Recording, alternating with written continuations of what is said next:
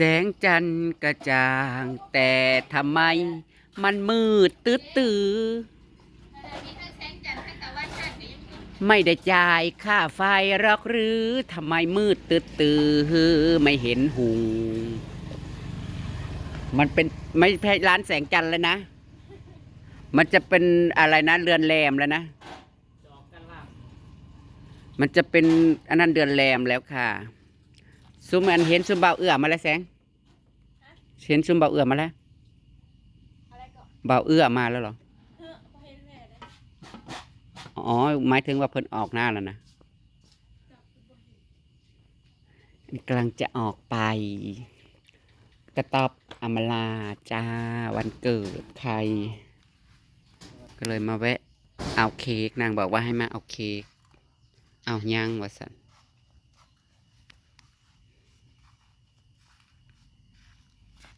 มาทอน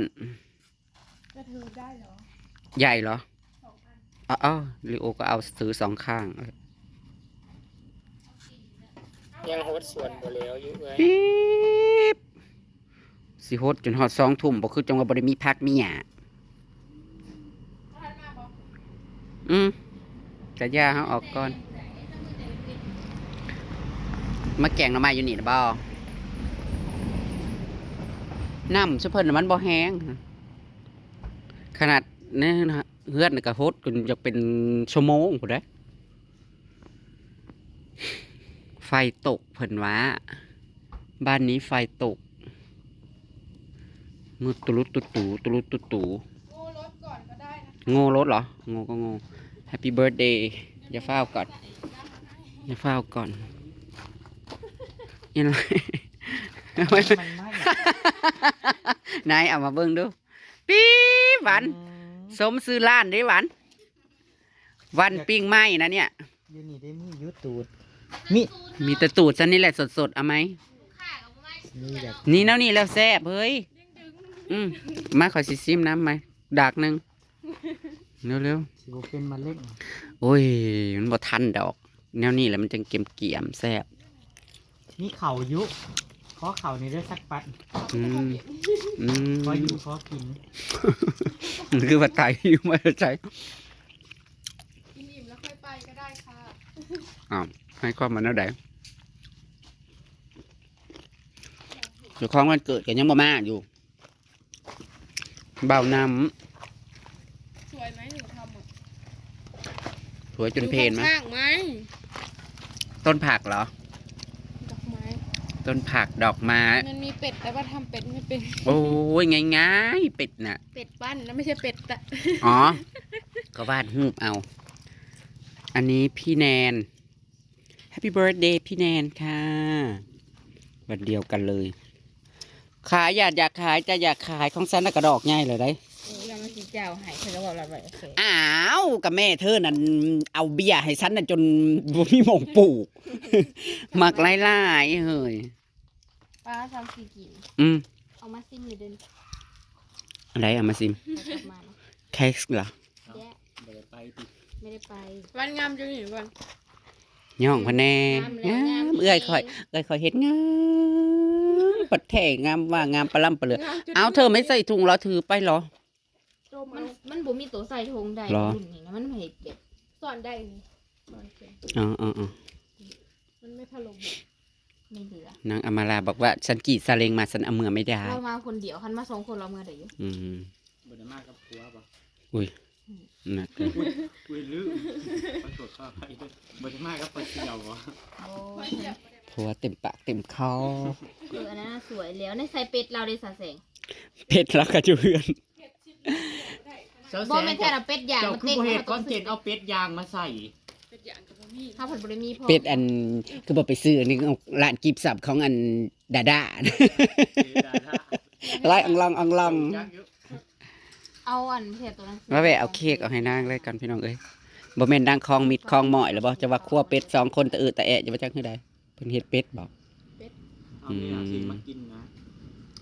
เราลกคนเขาจะแล้วละมั้งป่านนี้พอเขาลกร้อนอย่างก็เขาลกคนแต่ละเมาเพื่อนบอกว่าเนาะบ่แม่นบางเทื่อก็บางน้ำมันคั่วไว้มันหน้าทำนั้นน่ะก็เฮาก็เมื่อมาแกงหน่อไม้เหรอเที่ยงแกงอยู่นี้บ่ไม่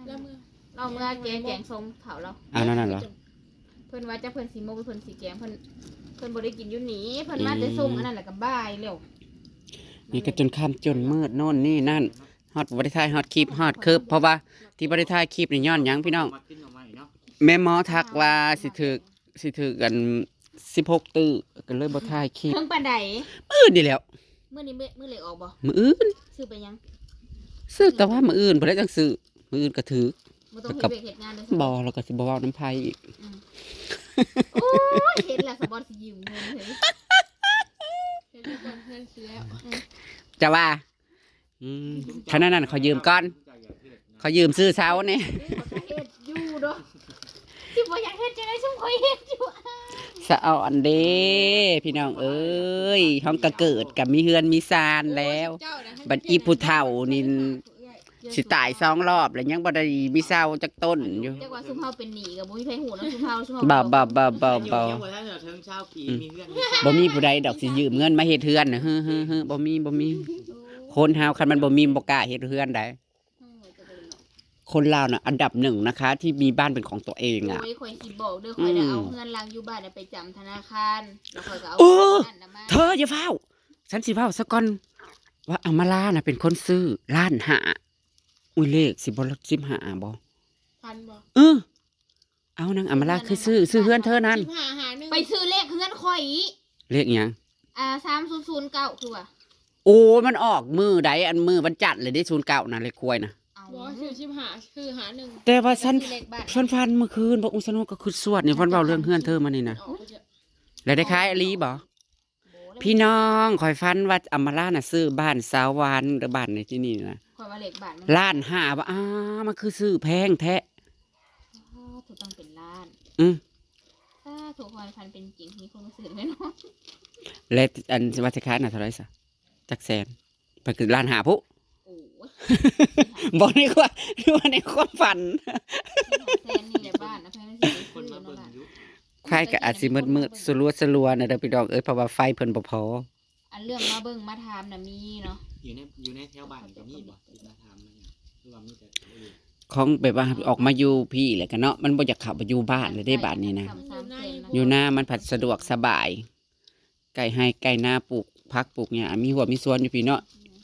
อะไรอ่ะใบอะไรใบข้าวโพด ใบถ่าน อ๋ออะไรติดหน้าน่ะ เอ้ยอะไรติดหน้าเธอน่ะ ชิวเนี่ย นะ เธอก็ปัดสิเล่นมุกเฮ้ยวันก็ได้นั่นขังใจร้านเพิ่นก็มืดตื้อๆไฟอันบ่พอ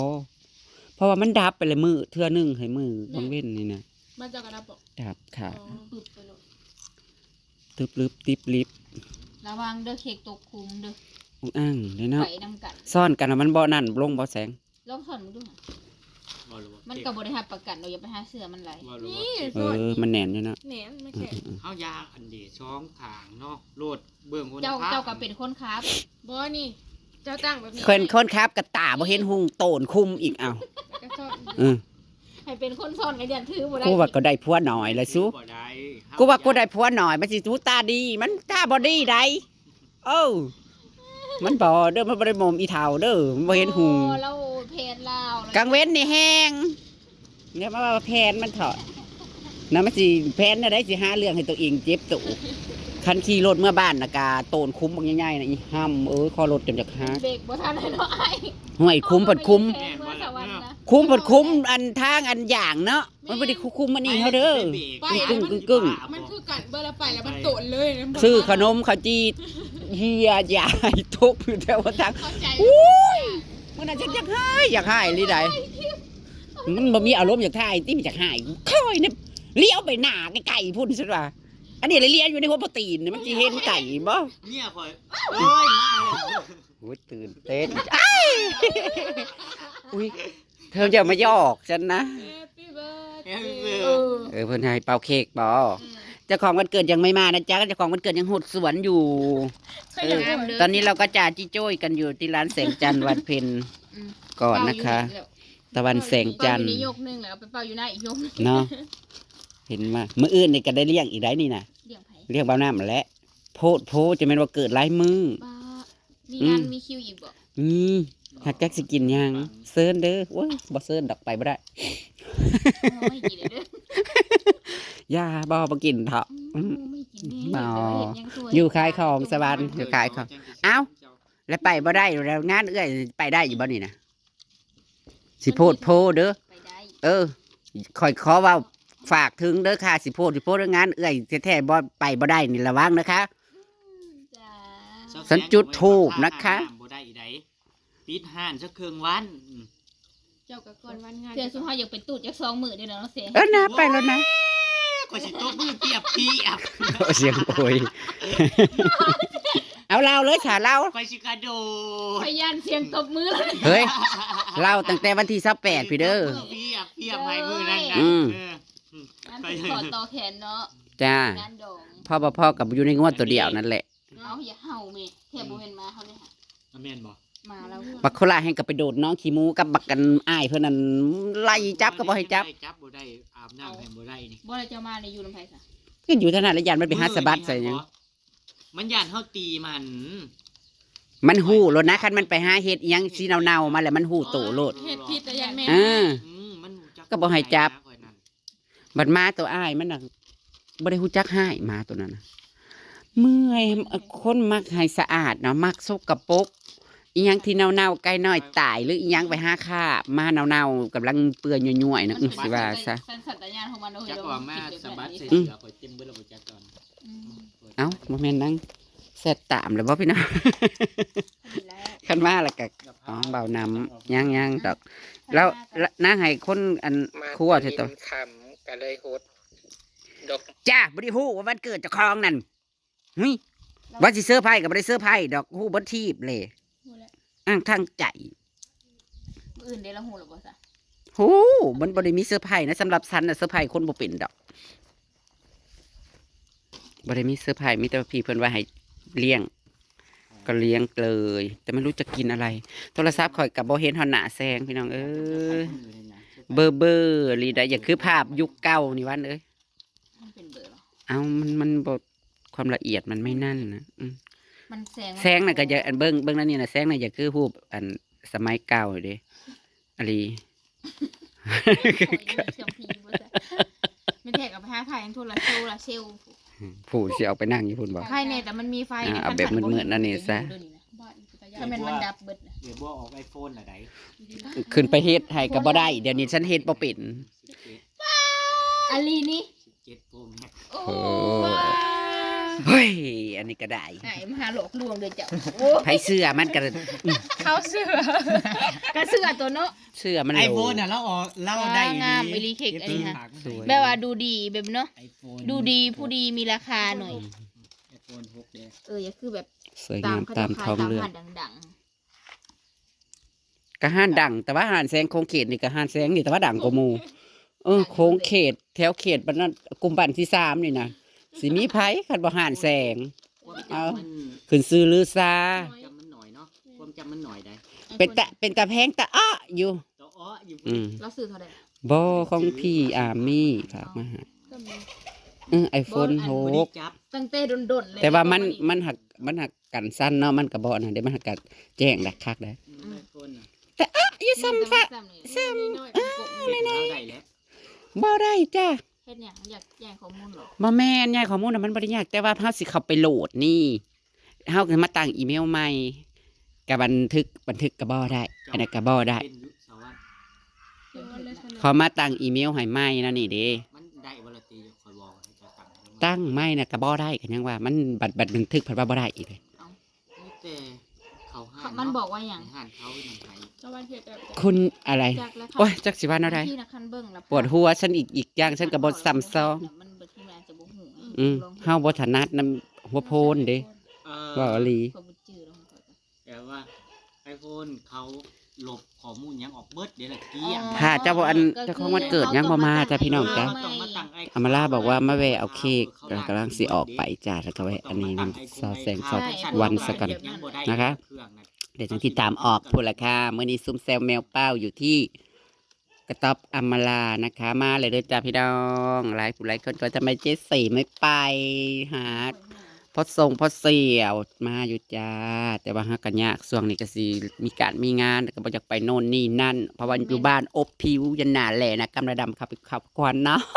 จริงๆนะกับบ่ควรสิไปไสไก่ดอกเพราะว่าเฮาต้ บ่ อง อยาก เตรีย ดั ม น งาน ทางโน่นนี่นั่น ต้อง คลิปกระแทบสิบ่ได้ถ่ายคือบ้านน่ะว่านั่นแหละพี่น้องเอ้ย